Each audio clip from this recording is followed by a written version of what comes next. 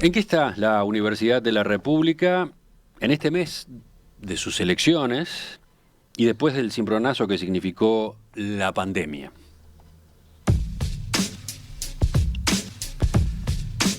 La UDELAR, que concentra al 80% de los estudiantes de nivel terciario del país, tuvo este año una inscripción 12% más alta que la de 2020. Un crecimiento extraordinario, mayor que el que venía antes, que era de 4,2% anual. Ahora, paulatinamente, están volviendo los cursos presenciales después de un año y medio pautado por la enseñanza a través de plataformas virtuales. Eso es un alivio. Pero al mismo tiempo, varios grupos de estudiantes reclaman que en el futuro se mantenga una cuota importante de educación a distancia. Mientras tanto, el Consejo Directivo Central da el visto bueno a la creación de una nueva facultad, la Facultad de Artes, pero sigue pendiente la reforma de la ley orgánica de la propia universidad, que las autoridades actuales entienden es imprescindible para ayornar el funcionamiento de esta institución, teniendo en cuenta los cambios que ha experimentado en los últimos 60 años. Bueno, de estos temas y de la reforma del bachillerato que está impulsando la ANEP, vamos a conversar en los próximos minutos con el rector de la Universidad de la República, Rodrigo Arín. Bueno, Mr. Arín, buen día. Gracias por acompañarnos. Buen día. Muchas gracias por la invitación. En marzo del año pasado, cuando se declaró la emergencia sanitaria, la Universidad de la República tuvo que pasar a la virtualidad así, en cuestión de días nada más. Ahora la pandemia está cediendo, se está retomando de a poco la presencialidad, pero está esto, ¿no? En varias facultades se han formado grupos de estudiantes reclamando se le dé continuidad a las aulas virtuales. ¿Cómo están considerando esa demanda? A ver, Emiliano, yo creo que acá hay dos dimensiones que son bien importantes considerar. Uno tiene que ver con el sentido de emergencia extraordinario que operó en el país a partir del 13 de marzo del 2020 y que hizo que la Universidad de la República migrara más de 2.700 cursos semestrales a plataformas digitales entre 2 y 3 semanas luego del 13 de marzo. Eso obviamente se apoya en primer lugar en aprendizajes previos. La Universidad de la República ya tenía un componente asociado a las tecnologías de la información como apoyo a las clases presenciales. Lo que está sucediendo hoy en Uruguay, que además es un correlato también a lo que sucede a nivel, yo diría, internacional y discusiones que se están abriendo en el campo universitario a escala global, tiene que ver, yo diría, con dos fenómenos. Uno, pensar el día después de la pandemia. Sin que exista un día D. Hay como cierto imaginario colectivo que creemos que tenemos todos, en el sentido que esto se va a acabar un día y vamos a volver casi que, de la misma manera que nos fuimos a la virtualidad, en un día vamos a pasar a la presencialidad como lo entendíamos hasta el 12 de marzo del 2020. Más bien esto va a ser un proceso y por lo tanto es razonable pensar cuánto de estos aprendizajes y uso de plataformas digitales van a persistir en el tiempo. Lo segundo tiene que ver con una situación que es razonable también, que es que un conjunto de estudiantes que a partir del 13 de marzo del año pasado tomaron decisiones de localización fuera de los lugares donde la Universidad de la República tiene locales. Y acá hay un dato que para mí es bien interesante. Si uno compara la cantidad de estudiantes en Montevideo, radicados en Montevideo, no inscriptos en Montevideo, en la Facultad de Montevideo, en este 2021 tenemos 10.000 estudiantes menos que lo que teníamos en 2019. Y tenemos entre 15 y 16% más de estudiantes en general. ¿Por qué? Porque esos estudiantes están efectivamente en el interior, ¿no? Entonces, esa razonabilidad, la segunda reflexión, hay que también aquilatarla, matriciarla por el componente que tiene que ver con calidad y condiciones idiosincráticas de formación. Hay carreras en la Universidad de la República, un número muy importante de carreras, donde es impensable sostener la virtualidad como un componente central. Pensemos medicina, enfermería, o sea, todas las carreras que requieren formación clínica. En Bellas Artes, ¿sí? Facultad de Artes, ahora posiblemente el martes que viene estaremos creando oficialmente la Facultad de Artes en la Universidad de la República. Todo lo que tiene que ver con laboratorios. Otros componentes que tienen que ver con la formación teórica son más plausibles de ser ubicados en esta plataforma. Bueno, es que no se está reclamando que toda la educación universitaria se vuelva virtual, sino que cuando se normalice, entre comillas, la actividad, continúe existiendo una modalidad virtual para las materias teóricas. Bueno, ¿no? a eso voy. O sea, ese escenario es un escenario posible. en donde cada facultad y cada carrera tiene que analizar cómo lo puede instrumentar de tal manera de no perder, digamos, niveles de calidad que son relevantes para nuestras cuestiones. Si usted me pregunta, yo como docente de ciencias económicas creo que, por ejemplo, las materias de primer año de la facultad podrían tener la doble modalidad, en algunos casos virtual y en otros casos presencial, con grupos separados en esas cuestiones, preservando la posibilidad del encuentro entre estudiantes. O sea, la construcción de comunidad universitaria es parte de la formación. El ejercicio profesional es un ejercicio, esencialmente es una actividad colectiva. O sea, el estudiante tiene que aprender a trabajar en equipos y interactuando con otros. Pero eso es viable. ¿Cuál es el problema central que tenemos en este momento? Yo le diría, por un lado, separar con claridad cuáles son las trayectorias que podrían ser plausibles sostener en la virtualidad. Y no generar mensajes contradictorios. O sea, al estudiante no le vamos a poder decir, usted va a poder hacer 2/3 partes de la carrera sin pisar la facultad. Eso no es cierto. Sí señalar en todo caso cuáles son los contenidos que en una de esas, y en base a los criterios que tenga cada facultad, podrán ser sostenidos en la virtualidad. ¿Qué trayectorias, qué parte de trayectoria puede ser? Eso lo estamos analizando. Ahora, mantener, ¿cómo decirlo?, la virtualidad combinada con la presencialidad, ¿exige mayor presupuesto? Sí, y acá me quiero ser bastante claro. ¿Cómo financió la Universidad de la República su estrategia de migración a las plataformas digitales en el 2020 y el 2021? Fundamentalmente con ahorros, producto de que no estábamos en la presencialidad. En Buen Romance no pagamos luz. Si entiendo bien, por el hecho de que no había ningún alumno yendo a los locales, porque esa fue la situación durante meses y meses, como no había ningún alumno yendo a los locales, la universidad ahorraba en servicios, por ejemplo. Hay un conjunto de costos fijos, que son los servicios típicos, agua, luz, vigilancia, limpieza de los salones que tienen otros requerimientos cuando tenemos presencialidad y cuando no los tienen, que claramente disminuyeron su peso relativo. Movilidad en el territorio, ¿sí?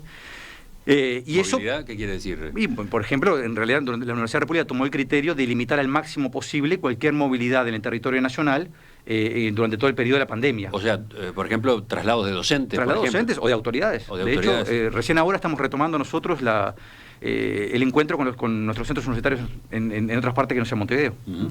Eso generó un ahorro entre comillas, pero son recursos transitorios del orden de 250 millones de pesos. ¿Sí? La Universidad de la República, con esos recursos, hizo básicamente tres cosas. En primer lugar, sostuvo el hospital de clínicas, que tuvo una demanda, por razones obvias también, muy por encima de lo que estaba previsto, y este primer semestre fue particularmente dramático en este plano. En segundo lugar, sostuvo algunos procesos de desarrollo académico que salían en el encuentro de las necesidades que tiene el país. Ustedes han reportado eso también, desde los kits de diagnóstico a comienzo del año pasado, hisopos de conferencias, explicaciones sobre las vacunas, etcétera, etcétera. Y en tercer lugar, sostuvo las plataformas digitales de enseñanza, que son onerosas. Para que tengamos una idea de lo que estamos hablando, la Universidad de la República este año contrató 100.000 plataformas digitales, una para cada estudiante. Cada estudiante de la Universidad de la República... licencias. Exactamente, pero de uso, digamos, es un paquete conjunto, ¿no? Es una negociación global que tuvimos que hacer. En algún momento probamos con software libre, no tuvimos suerte en este mecanismo, tuvimos que recurrir para sostener la enseñanza a software probativo, en particular la empresa Zoom, que fue la que nos dio los mejores precios en ese momento. Con esto, lo que nos aseguramos es, por un lado, intentar mitigar el efecto de la no presencialidad. Mitigarlo, ¿por qué? Porque el estudiante tiene la posibilidad de juntarse con otros, así sea en plataformas digitales, sin límite de tiempo, con un conjunto de instrumentos que no están en las versiones libres de estas plataformas. Los docentes también tienen con más 10.000 salas virtuales para docentes. Más 800 laptops que distribuimos entre estudiantes este año. Acabamos de firmar un contrato con Antel, donde también le estamos comprando a Antel conectividad para aquellos estudiantes que tienen problemas para conectarse. Todo se mantiene con esos ahorros. Por lo tanto... lo que usted dice es que si ahora, el año que viene, bueno, como ya está empezando a ocurrir, estudiantes vuelven a los locales, una proporción de los estudiantes vuelve a los locales, ya hay ahorros que desaparecen. Exactamente, ese es el problema de fondo que tenemos. O sea, la Universidad de la República tiene un conjunto de presupuestos que tiene dificultades para sostener el canal de presencialidad tal como lo conocía hasta el 12 de marzo. Ahora, sostener en forma permanente ambos canales tienen algunos costos adicionales, que no es obviamente una relación 1 a 1, pero esos costos adicionales existen. Estamos analizando qué puede hacer la Universidad de la República con los recursos actuales que tiene, y también hemos planteado la preocupación tanto del Parlamento Nacional como del Poder Ejecutivo de qué puede suceder a partir del 2022 en estas circunstancias. Por lo tanto, la universidad está analizando qué va a sostener de todo lo que hizo, porque de hecho una cosa que es importante entender es que la demanda de los estudiantes señala algo. O sea, en algún sentido ellos sintieron que les funcionó el instrumento que puso la Universidad República. Para empezar, hubo algunos que de esa manera pudieron cursar materias que de la otra, de la tradicional, eran inaccesibles para ellos, por distintas circunstancias, ¿no? Yo le diría que esto lo digo sin ningún tipo de grandilocuencia porque son situaciones dramáticas. Pero si uno ve la comparación internacional, nuestros resultados en términos de aprobación de cursos son muy parecidos a los que tuvimos en el 2019 y 2018. Por lo tanto, en términos de desvinculación de estudiantes, tuvimos resultados que son muy similares a los años anteriores. En un contexto extraordinario y adverso, esto es una muy buena noticia. Por supuesto, tenemos alguna preocupación sobre la calidad de nuestro proceso de aprendizaje que tenemos que encarar. Pero, simultáneamente, tenemos un logro interesante en esta materia. Producto también de esta demanda que estamos teniendo en este momento. Y fíjense que una de las cosas preocupación que tenemos es que ahora, a fines de septiembre, vamos a tener elecciones universitarias. Quizás haya casi 2 generaciones completas de estudiantes que, si no pisan por primera vez, va a ser la segunda o tercera vez que pisan locales universitarios para votar. En sus años de vida. El día de la votación van a estar tomando contacto físico por primera vez con la universidad. Y algunos componentes de la generación 2021, sin duda. La 2020, el segundo semestre del año pasado ya habíamos abierto cierto grado de presencialidad que luego tuvimos que volver a restringir, ¿verdad? Hablando de eso, hablando de la matrícula también, yo mencioné al pasar hace un rato que en este 2021 la inscripción de nuevos estudiantes pegó un salto importante. A ver si está bien esto. En los años anteriores la matrícula crecía al 4,2% anual y esta vez el incremento fue de 12%. Es así. Por supuesto, desparejo, ¿no? Facultad de Ciencias tuvo 40% de incremento. Bueno, ¿ustedes tienen una explicación para este fenómeno? Tenemos algunas conjeturas y algunas explicaciones tentativas en base a las estadísticas que manejamos. En primer lugar, no hay una respuesta única.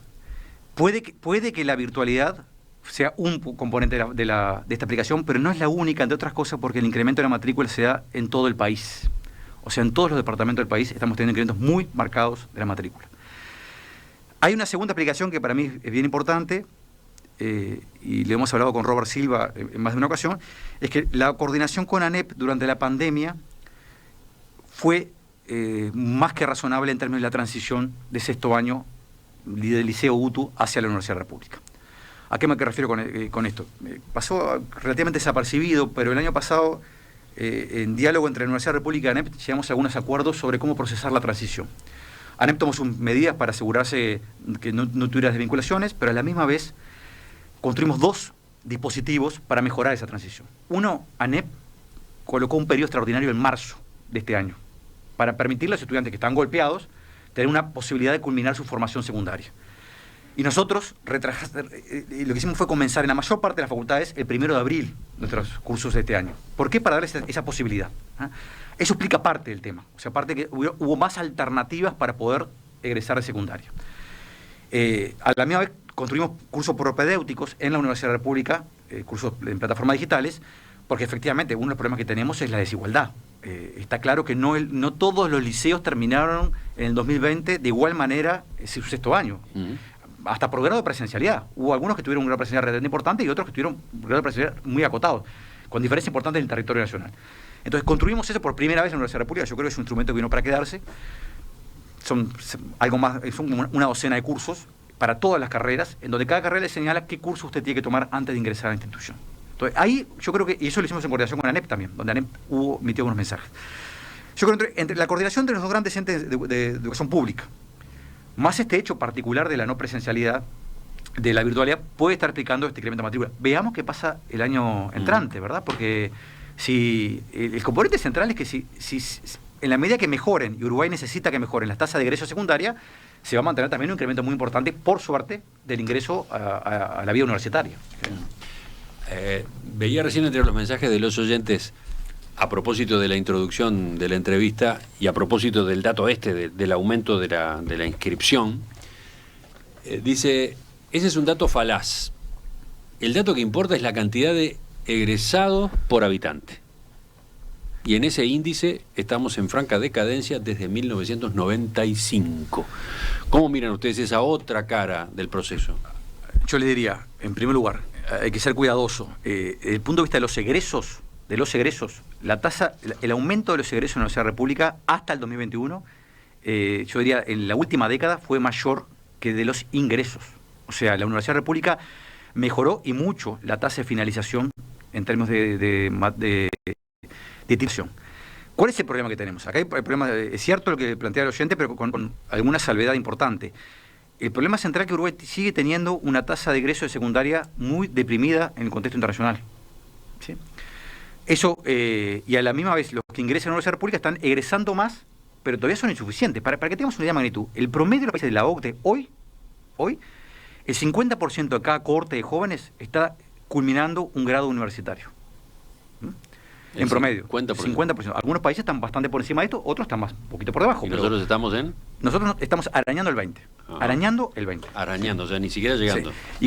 Y además acá tenemos todavía alguna falacia de las estadísticas, en la consolidación de las estadísticas nacionales, que es un tema distinto, pero porque obviamente acá no juega solamente la Universidad de la República.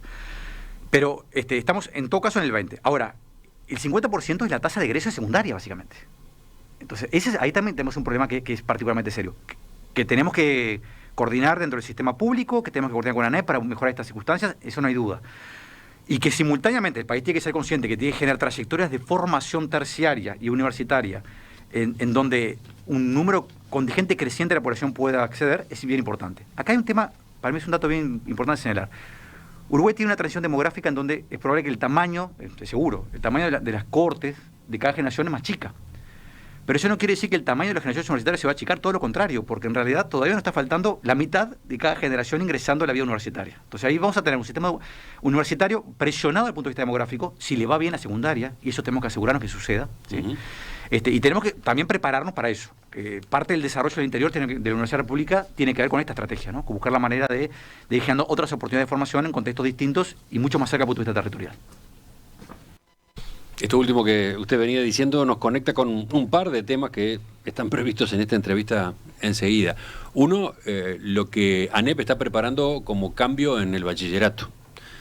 A ver de qué manera puede incidir luego en la Universidad de la República. Dos, la reforma pendiente de la propia universidad, ¿no? Incluso reforma de la ley orgánica de la que usted ha hablado. Con esos y otros asuntos venimos enseguida. Antes de pasar a los otros puntos que yo mencionaba, rector Arim, ¿en qué momento entonces la Universidad de la República va a resolver el mix? Digamos, ¿cómo va a ser la fórmula esta entre actividad presencial y actividad virtual? Yo les diría que va a suceder en los próximos meses, siempre con planificaciones contingentes. No es seguro que el 1 de marzo del año 2022 estemos en condiciones de retomar algo parecido a la normalidad previo al 13 de marzo del 2020. Ajá. Por lo tanto, siempre con el criterio de contingencia con lo que nos hemos manejado durante el 2020 y 2021, cada facultad en cada carrera va a estar resolviendo cómo afronta la estrategia de 2022, tomando en cuenta, por un lado, la necesidad de no perder estudiantes, o sea, la necesidad de darle espacio a todos los estudiantes que han avanzado en este contexto tan negativo para poder seguir formándose, y simultáneamente cómo constituir los espacios de presencialidad que son importantes para la vida universitaria, ¿no?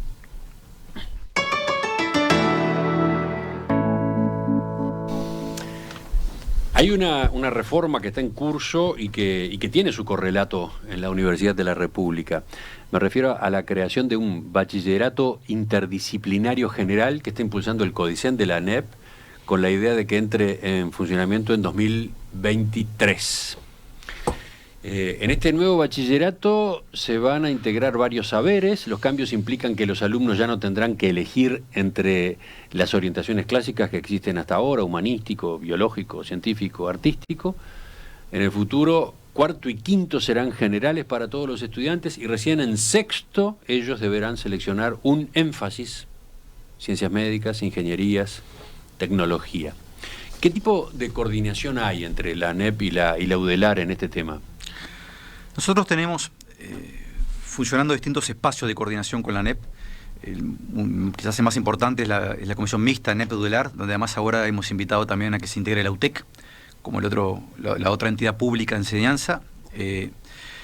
Y tenemos a la misma vez un conjunto de comisiones que, en base a un convenio que firmamos en la época del último año de la anterior administración, donde discutimos distintos aspectos de la coordinación, que van desde componentes que pueden parecer más más instrumentales, por ejemplo, la presencia de un pase electrónico, evitar que el estudiante tenga que pedir un pase secundario y con el papel a inscribirse en la Universidad de la República, hasta componentes académicos, del tenor del que se acaba de plantear ahora, que también era parte de un arsenal de discusiones que estaban dándose hace un par de años atrás. En eso, la semana pasada tuvimos un diálogo con Robert Silva.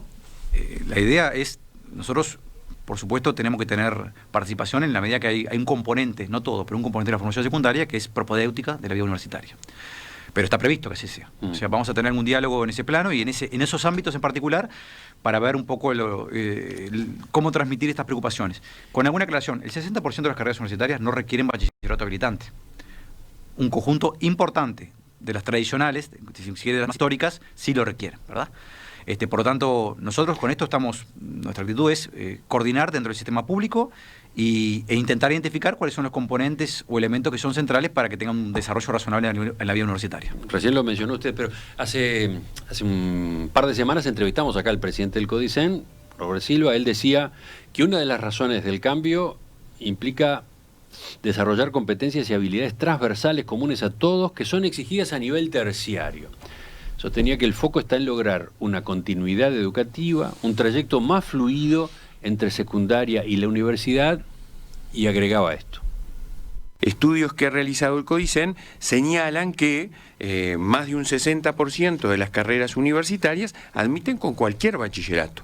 Quiere decir que el sistema universitario ya ha ido avanzando en esa lógica y nosotros mantenemos bachilleratos de hace 50 años con una lógica claramente propedéutica, y acá viene un cambio sustantivo que la educación media tiene que tener. Y permítanme decirlo, la UTU ya ha avanzado a partir de la creación de los bachilleratos tecnológicos en 1997, que es aquello de tener un fin en sí mismo. Yo no puedo exigirle a los estudiantes que transiten por una formación media, llegando hasta los 18 años, sin aportar un conjunto de elementos valiosísimos desde una perspectiva de educación integral, como tienen que tener los jóvenes hoy por hoy. Y eso es lo que muchas veces uno ve que secundaria no pase. Con esto redondeo. Mire, la secundaria continúa como en el año 35, en gran parte, cuando se separó de la Universidad de la República. En gran parte es lo mismo, es decir, es algo que es concebido como un tránsito hacia la universidad, y no como algo que, como decía, que tiene un fin en sí mismo y que genera habilidades, destrezas, conocimientos en los estudiantes.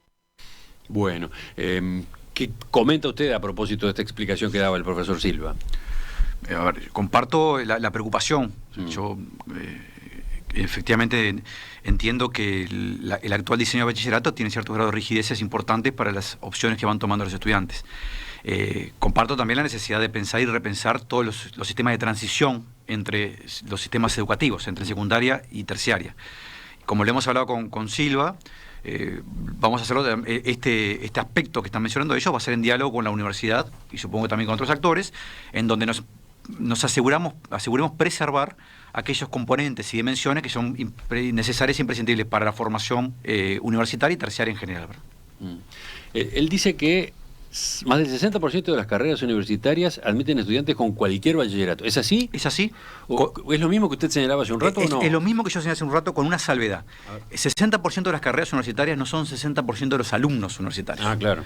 Porque en realidad muchas de las carreras que no exigen bachillerato habilitante tienen menor dimensión que aquellas que sí la exigen. Por ejemplo, las carreras de Facultad de Ciencias Económicas, o Ingeniería, o Medicina, que son carreras de un porte muy importante, tienen un bachillerato habilitante asociado.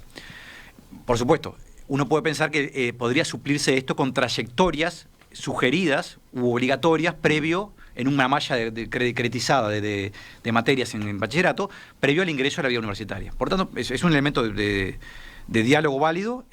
Tendremos que asegurarnos que del lado universitario que los contenidos sean tales que preserven los elementos de calidad y de transición adecuados para que puedan hacer un uso razonable de la oferta educativa, ¿verdad? Sigamos en esta entrevista con el rector de la Universidad de la República, Rodrigo Arim. Sigamos hablando de temas que están en la agenda. Hace 2 semanas, en una entrevista con el diario El País, usted insistió con la necesidad de que la UDELAR encare una reforma institucional. El argumento básico sigue funcionando en torno a una estructura que fue pensada para el año 1958, cuando se aprobó la ley orgánica, la última ley orgánica. No es la primera vez que usted hace planteo así. De hecho, si no recuerdo mal, fue una de sus propuestas en la campaña para la elección de rector en 2018, cuando usted accedió al cargo. Le queda un año de mandato, ¿no? ¿Han podido avanzar algo? ¿No han podido avanzar? Yo le diría que tú lo planteas correctamente en el marco general. La Universidad de la República tiene que discutir y está discutiendo cambios institucionales que son relevantes para su desarrollo futuro. Esto hay que señalarlo con cierta mesura, o sea, no es una sensación de urgencia, no es un problema que la Universidad de la República sea acuciante para lo que pueda hacer hoy o mañana o el año 2022 o 2023. De hecho, la Universidad de la República es un conjunto de cambios muy importantes de la apertura democrática. Para poner algunos ejemplos, creación de la Facultad de Ciencias en 1990, que es la primera facultad que se crea postdictadura, y después fue acompañada por la Facultad de Ciencias Sociales, por la Facultad de Psicología, ahora estamos terminando la Facultad de Bellas Artes, por la Facultad de Enfermería, por la Facultad de la Información y Comunicación hace relativamente poco también, entre otras innovaciones institucionales. Se crearon ámbitos centrales, los centros universitarios regionales, que es un servicio de nuevo tipo. Tenemos 3 hoy funcionando en el país con autoridades electas. O sea, todo eso se logró hacer en el marco de normativa actual. ¿Cuál es el problema? Los problemas. Para mí hay un problema bien importante señalar. La ley 58 tiene muchas virtudes, pero simultáneamente no cuestionó un arreglo que viene casi de 1908, que es un arreglo institucional donde la Universidad de la República es una federación de servicios, de facultades, ¿ah? Donde lo central, el componente de lo central, está bastante diluido en lo que sucede a nivel de los servicios. Entonces, cualquier idea de construir instancias en algún sentido superen a los servicios, como son los centros universitarios regionales, no dialoga bien con la estructura actual ni con el marco normativo actual. La Universidad de la República creó una comisión el año pasado, el marco de la pandemia, porque en medio de todo esto es como que, además de afrontar el desafío de la pandemia, fuimos avanzando en esto para analizar cambios institucionales. Cambios institucionales que tienen 2 lecturas. Una, ver qué podemos hacer en el marco actual, de cambios nuestros, de alguna manera, sin cambiar la ley orgánica, porque tenemos que hacer algún conjunto de cambios importantes. Por ejemplo, cómo integramos a algunos colectivos para que puedan votar a la rectora o rector o a los prorectores. Hoy no votan en el interior. ¿Qué colectivos? Y, por ejemplo, todos los docentes del interior y estudiantes del interior no votan, no tienen voto en la Asamblea General del Claustro, que es el órgano elector en este momento. ¿Cómo es eso? ¿Por qué? Porque la Asamblea General del Claustro está compuesto por delegados de los servicios universitarios, de las facultades. ¿Sí? Hemos logrado incorporar a la Asamblea General del Claustro, por ejemplo, la Facultad de Ciencias. Las nuevas facultades tienen delegados. No tienen voto en el Consejo Directivo Central, pero sí en el órgano que elige a las autoridades unipersonales de la Universidad de la República. Pero no así a los centros universitarios regionales. Eso es un ejemplo, hay varios más, o sea, tiene que ver con esta realidad. Y a la misma vez tenemos que lograr identificar con claridad qué podemos delegar. El Consejo Directivo Central hoy tiene 30 miembros. No es un órgano legislativo, tiene el tamaño de un Senado, es un órgano ejecutivo, que discute grandes políticas. Teóricamente es ejecutivo. Y claramente, porque el rector, por suerte, tiene relativamente pocas potestades por sí mismo. Es el Consejo Directivo Central que toma buena parte de las decisiones de la gestión cotidiana de la Universidad de la República. Hemos creado órganos delegados potestades en otros órganos más pequeños, pero a la misma vez hay algunos ruidos que tienen que ver con qué cosa tiene que discutir un Consejo Directivo Central y qué cosa no debería discutir un Consejo Central. Discutimos cosas que son desde cambio de ordenanzas tan importantes, o creación de una facultad de artes, como vamos a hacer el martes que viene, hasta elementos que son bien relevantes, pero son, por ejemplo, la renovación de un docente en el régimen de dedicación total. Entonces, esa estructura no depende solamente de la orgánica. Estamos efectivamente en una comisión con tranquilidad analizando cuáles son las alternativas que tenemos en el actual marco normativo y en todo caso analizando cuáles son las posibilidades o lo que tendríamos que cambiar de la ley para darnos más versatilidad al cambio. Esta universidad tiene 2 diferencias, una cualitativa y otra cuantitativa con la Universidad 58. Cuantitativamente somos 10 veces más grandes. Cualitativamente, esta institución es una institución que desarrolla todas las funciones de la vida universitaria. En el 58 la investigación era algo relativamente marginal. Por supuesto estaba Macera, La Guardia, estaba Calderio Barcia. Este año se cumplen 100 años Calderio Barcia, ¿sí? Pero eran actividades marginales en la vida universitaria. Hoy son actividades troncales de la vida universitaria y es impensable la universidad sin la investigación. Eso genera distintos ruidos. La Universidad 58 es una universidad pensada en formación profesional. Casi que cada facultad representaba un conjunto de títulos universitarios, ¿sí? Eso se rompió con la propia Facultad de Ciencias. La Facultad de Ciencias ya no es eso en el 90. Pero de todas maneras tenemos este problema de cierto nivel, yo diría, de disonancia entre una estructura que fue pensada por facultades profesionalistas y una vida universitaria hoy que es mucho más rica y mucho más densa de lo que teníamos en aquel momento. A raíz de aquella entrevista suya en el diario El País, discutimos el tema en la tertulia al día siguiente. Y allí el abogado Martín Bueno, uno de los integrantes de la mesa, valoró que usted planteara el tema. Dijo, la UDELAR es muy grande, tiene un rango de autonomía altísimo, y siempre escuchamos de parte de miembros de la UDELAR que la culpa es del otro, del gobierno, que no les da recursos, etcétera. Así que saludaba el hecho de que la propia UDELAR hiciera esta autocrítica. Y después enfatizaba que tiene los mismos problemas que hace 20 años. Por ejemplo, dificultades para anotarse, sobrepoblación. Sostenía que los folletos de campaña de las agrupaciones estudiantiles para las elecciones universitarias hablan de los mismos problemas que hace 20 años. Ponía el foco en la lentitud, las trabas a la hora de la toma de decisiones. ¿Cuánto de aquello lo comparte usted? ¿Cuánto le parece exagerado? ¿Qué puntualizaciones hace? Yo le diría, en primer lugar, de la misma manera que reconozco y he reconocido ya hace un tiempo de que es importante que la universidad encare un proceso de reforma institucional, creo que es ser cuidadoso. La Universidad República, por ejemplo, en el marco de la propia pandemia, demostró tener una enorme celeridad para tomar decisiones, con esta estructura y con estas dimensiones que tiene. Yo le diría, pocas instituciones de Uruguay respondieron con la velocidad que respondió la Universidad República. Y en eso me parece que es importante ir haciendo evaluaciones al respecto. En 2 semanas teníamos casi 2.700 cursos en plataformas digitales y nuestros órganos de conducción funcionando en plataformas digitales. No nos detuvimos en ningún momento. La Universidad República pudo tener los locales relativamente vacíos, pero estuvo en pleno movimiento y respondiendo a la necesidad de la sociedad. O sea que en términos de celeridad para tomar decisiones, yo diría, vinculadas a desafíos importantes y emergentes como este o la vida cotidiana, no es un problema medular, a mi entender. El problema es el que planteaba antes. El problema es un problema de disonancias entre la estructura actual y lo que requiere hoy y lo que teníamos en un momento. Pero a la misma vez, por ejemplo, hicimos un cambio muy importante. Este fue el primer año que hubo inscripciones digitales en forma exclusiva en la Universidad República. 21.000 estudiantes se inscribieron en la Universidad República sin pisar un local universitario. Eso también es... Ahora, si el punto es, ¿la masificación es un problema? No estoy de acuerdo. Por lo que hablamos también antes. Uruguay necesita mucho, no le sobra ningún estudiante universitario. Le faltan estudiantes universitarios. O sea, la masificación es una buena noticia para Uruguay en general. El tamaño relativo de la Universidad República, le diría, muchas universidades en el mundo tienen... Somos una universidad grande, efectivamente, pero muchas universidades en el mundo, en todo el mundo desarrollado y en la región, tienen un tamaño similar al que tiene la Universidad República. En todo caso, hay un vínculo entre recursos y el tamaño relativo, que eso es harina de otro costal. Pero efectivamente, ahí me parece que hay un elemento que se trae. ¿Dónde tenemos problemas? Yo vuelvo a repetir, o sea, efectivamente tenemos algunos problemas de toma de decisiones. Mire, en ese tema de toma de decisiones, él se detenía en un asunto que ya comentamos hoy, que ya apareció en esta entrevista, pero que él imaginaba iba a ser complicado, muy lento en su resolución. Requiere recursos, requiere presupuesto, requiere un plan, requiere un análisis, requiere esto, lo otro, en la Universidad de la República, que eso significa, requiere el claustro el claustro aquel, la FEU, el otro, la política, que qué gano, que qué pierdo, mi chacra, tu chacra, las horas docentes acá, que se van para allá.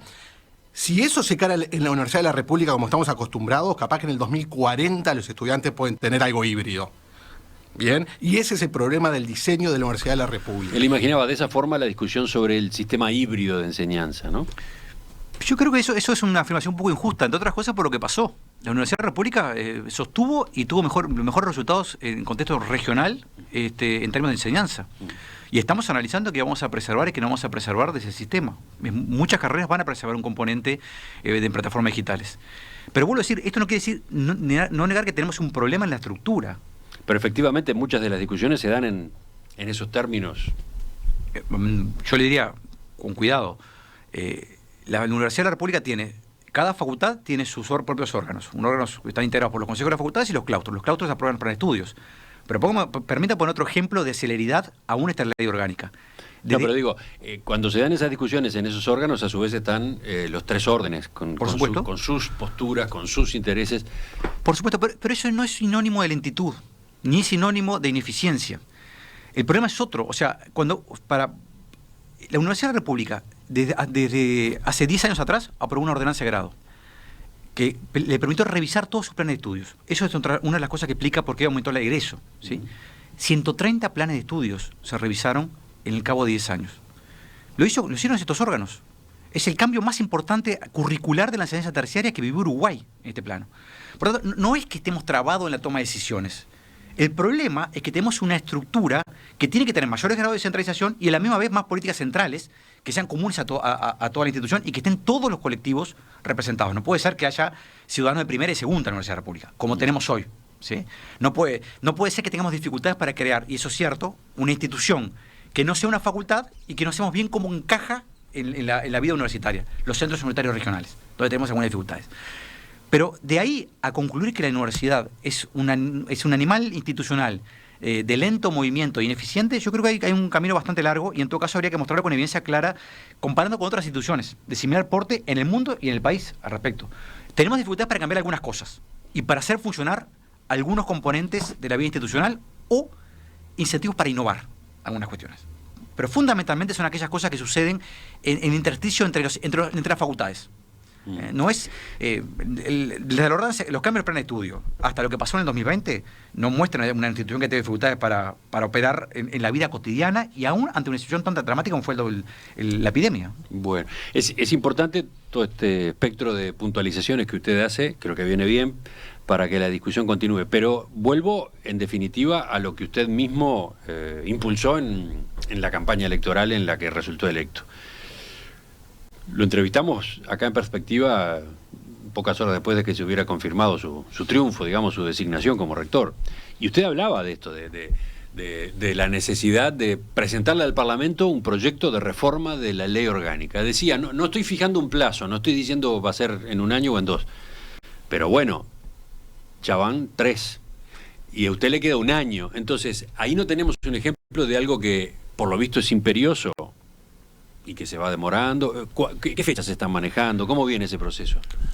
A ver, en primer lugar, en el camino pasó algo llamado epidemia, ¿no? Bueno, sí, está bien. Que nos cambió a todas las instituciones la agenda, lo cual no quiere decir que la Universidad República no tomara algunas innovaciones bien relevantes en ese periodo. En segundo lugar, efectivamente, creamos un espacio para discutir estos procesos. ¿Y en qué está ese espacio? Ese espacio está, en este momento, quien habla, el rector, va a presentar un documento en esa comisión para analizar cómo vamos a seguir este proceso de discusión, ¿sí? Por supuesto que es tremendamente complejo. Es complejo porque además los acuerdos internos que hay que generar son complejos. Es de sintonía fina en muchos aspectos. Pero sigo estando convencido, como estaba hace 3 años atrás, y más tiempo también, de que tenemos que avanzar hacia una propuesta universitaria de cambio de la ley orgánica. Eso va a suceder, si no es en el próximo año, va a ser en 2 o 3 años. El escenario de que no suceda es un escenario donde van a empezar a emerger un conjunto de contradicciones internas en la vida universitaria inexorablemente.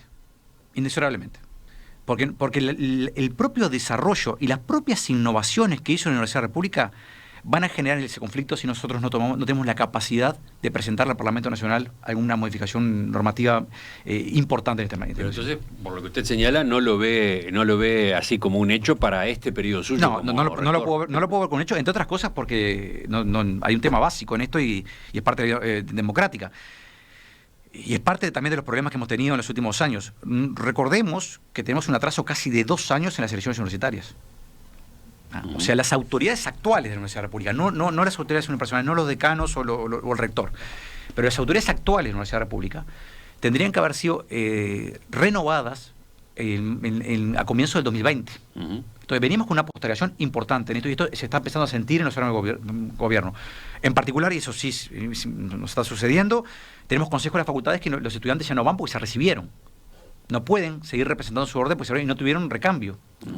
Hay egresados que pasaron a ser docentes y no pueden ser, por lo tanto, tampoco ser parte del cuadro de conducción.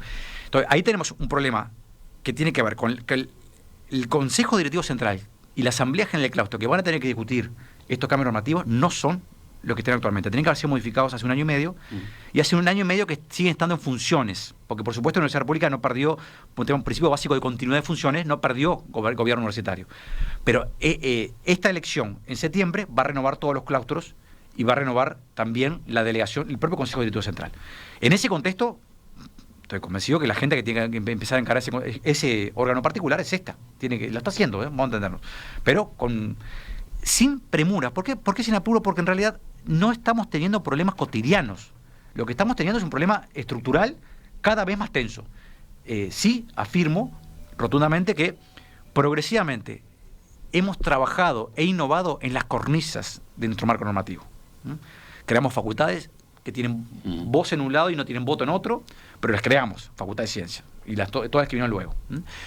Creamos los centros universitarios regionales. Ahora, esas estructuras ya no dialogan tan bien con el marco normativo que tenemos actualmente, y tenemos que estar claros qué podemos flexibilizar en el actual marco normativo y qué cosas requiere un cambio en la ley orgánica. En este caso, mi criterio particular es que tenemos que plantear al Parlamento Nacional reformas quirúrgicas, reformas que le den flexibilidad y que nos aproximen más a las realidades de otras latitudes. Para ser bien claro, hay una cosa muy paradójica en la ley orgánica del Uruguay. La Universidad República tiene autonomía, como tienen la mayor parte de las universidades del mundo. La autonomía es algo que no es del Uruguay.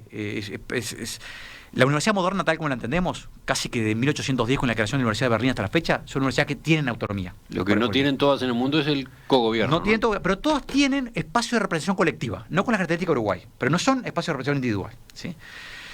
Es cierto que el cogobierno, tal como lo entendemos, es un producto más característico del Río de la Plata, estos planos. Lo que sí me parece que dentro de ese marco autonómico tenemos que ser capaces de pensar cuál es la estructura que queremos para el futuro, para darle la versatilidad que requiere la universidad. Las contradicciones van a empezar a emerger. Ya tenemos algunas contradicciones y son parte también de la vida cotidiana, pero en la medida en que tenemos más estudiantes del interior, que tenemos más interdisciplina, que tenemos la necesidad de construir también estructuras que trasciendan a las facultades para que se conviertan en estructuras de investigación sostenidas por espacios centrales. Bueno, es importante avanzar en esta dimensión. Algunos me dirán, la universidad lo intentó varias veces. Bueno, sí, pero es la primera vez con cierta estabilidad democrática que podemos avanzar en esta dirección.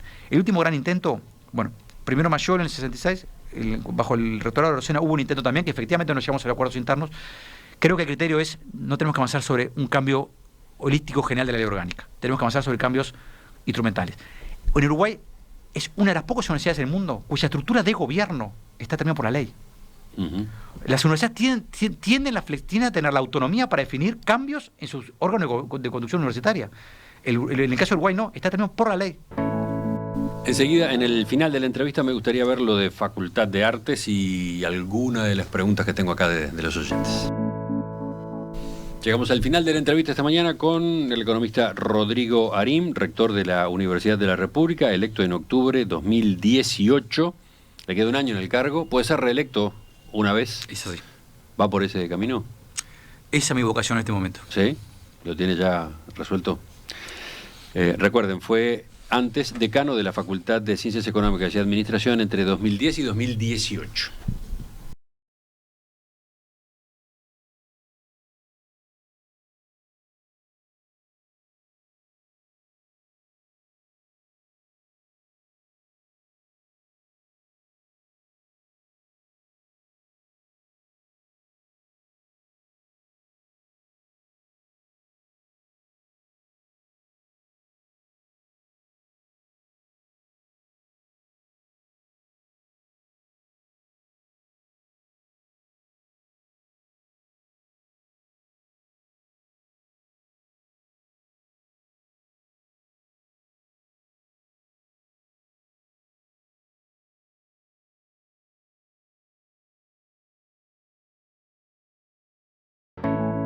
Miraba los mensajes de los oyentes y se repiten varios que han ocurrido otras veces cuando hicimos otros reportajes. Que hable más lento, por favor.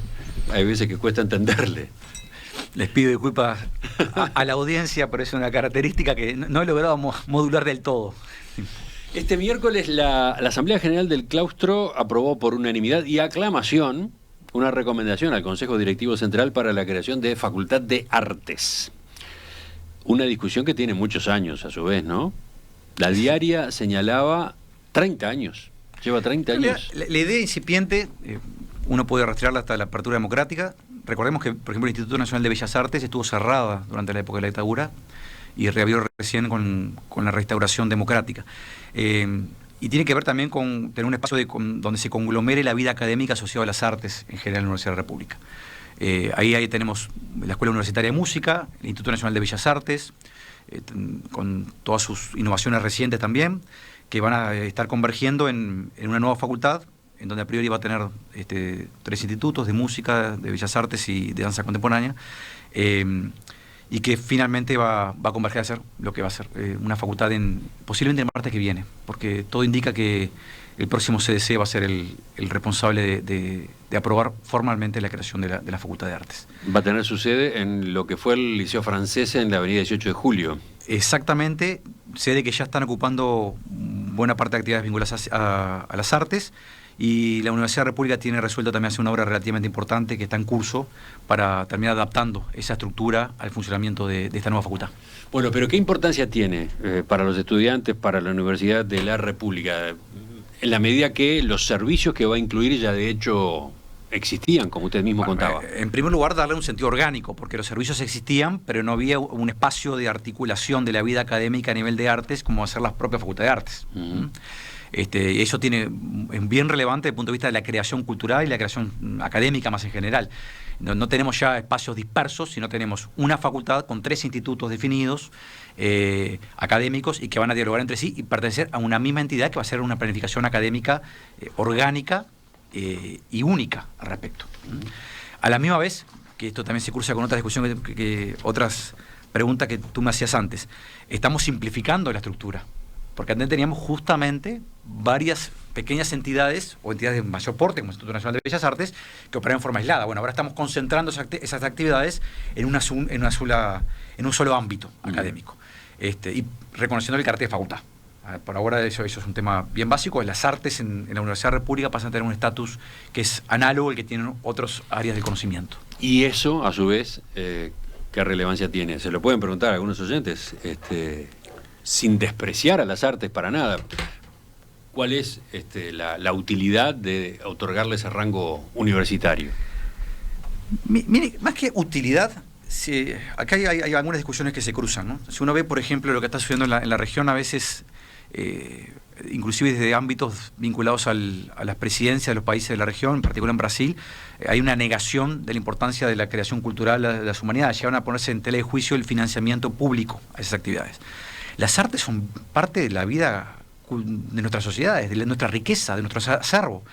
Salvo que tengamos una mirada muy instrumentalista y economicista al respecto, es claro que la riqueza de una sociedad, su diversidad, su capacidad de respuesta ante situaciones que son cambiantes, tiene que ver también con su capacidad de creación cultural. Y para eso existen en el mundo y en la Universidad de la República espacios universitarios dedicados a la creación de conocimiento en todas las artes, en todas las áreas de las artes. Esa es la dimensión, es ubicarlo en el mismo estatus que tienen justamente otro tipo de ámbitos de la Universidad de la República. Con una demanda que en el Uruguay está cuantificada ¿de qué manera? ¿Cómo viene el interés por estas opciones? No, en primer lugar, es también una carrera, la propia facultad va a tener carreras conjuntas con otras facultades, por ejemplo con arquitectura, en diseño visual, ¿sí? Pero es una demanda importante que estamos teniendo. Estamos hablando de ingreso a la facultad, posiblemente si sumamos todos los ingresos que tuvieron los distintos ámbitos que hoy van a integrar la Facultad de Artes, que está cerca de los 1000 estudiantes por año, y con un egreso también creciente en esta materia. Por lo tanto, y va a obligar también a repensar cosas, repensar planes de estudios, a repensar mecanismos de formación, insertarse más en la vida universitaria con otro tipo de instituciones y otro tipo de facultades, cosa que también está sucediendo. Varias de estas unidades académicas tienen vínculos ya desde Facultad de Ingeniería, Facultad de Información y Comunicación o Facultad de Arquitectura, y eso se va a profundizar a partir de esta unicidad de la vida artística, la Facultad de Arte como centro medular de la Universidad de la República en términos de creación cultural. La creación formal entonces ocurrirá la semana que viene, dice usted, el martes próximo. Y a partir de ese momento, ¿qué? A partir de ese momento hay un pequeño periodo de transición donde en realidad va a haber un decanato interino, que es el actual director del Instituto Nacional de Bellas Artes. Está definido también eso en la hoja de ruta, siempre y cuando se apruebe esto, ¿verdad? El martes que viene, creo que va a suceder. Y luego el nuevo claustro de la facultad, que va a ser electo ahora a fin de mes, elegirá sus nuevas autoridades, o con su consejo respectivo. Hubo un acuerdo también entre, en particular, la Escuela Universitaria de Música y el Instituto Nacional de Bellas Artes, de renuncia a sus delegados en los consejos, de tal manera por elegir a un nuevo consejo de esta facultad, ¿verdad? Rector Rodrigo Garín, gracias por acompañarnos esta mañana. Volvemos a conversar en cualquier momento. Por favor, muchísimas gracias por esta invitación.